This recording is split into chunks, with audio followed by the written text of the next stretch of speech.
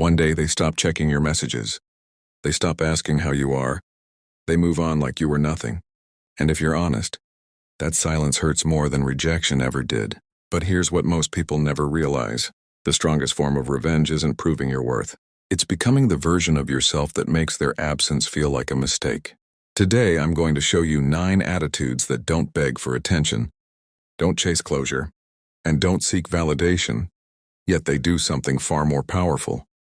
They create regret, they trigger curiosity, and they make the people who underestimated you come back.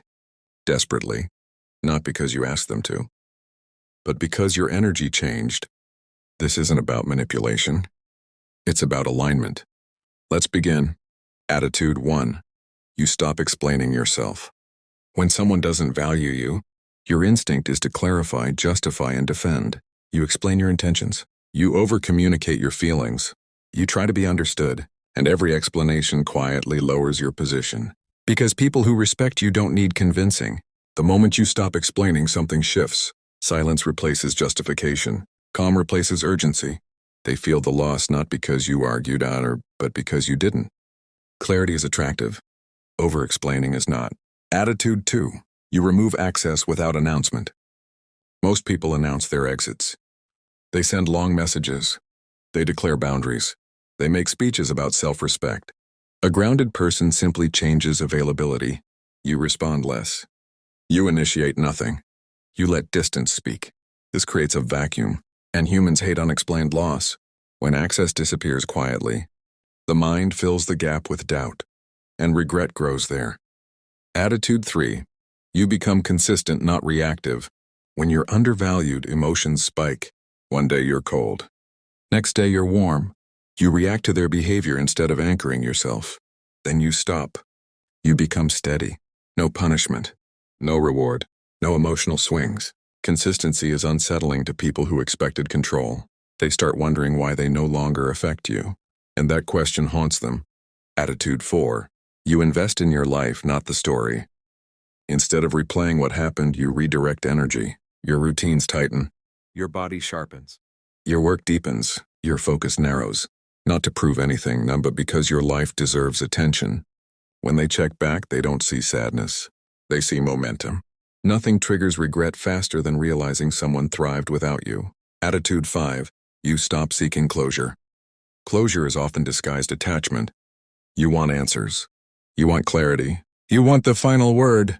But closure given by others is fragile. You close the chapter yourself.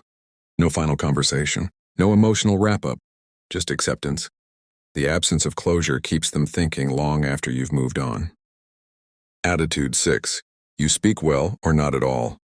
You don't badmouth them. You don't vent publicly. You don't rewrite history to look better. You stay dignified. People notice. When someone expects bitterness and finds composure instead, it rewrites the entire narrative. Respect returns first. Regret follows after. Attitude 7. You stop waiting to be chosen. Waiting keeps you psychologically small, so you stop.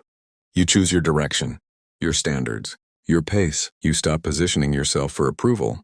The moment you stop waiting, you become scarce, and scarcity awakens desire. Attitude 8. You become emotionally self-sufficient. You no longer need reassurance to feel stable. You process emotions privately. You regulate yourself. You don't outsource peace.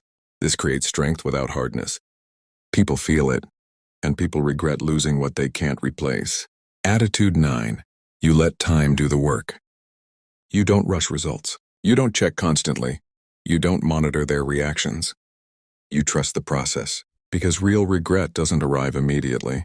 It arrives when comparison begins, when replacements fail, when patterns repeat, and suddenly your absence makes sense.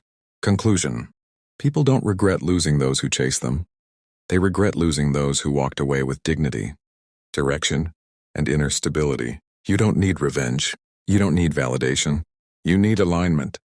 And when that happens, regret finds them on its own. With that said, thanks for watching, and until next time.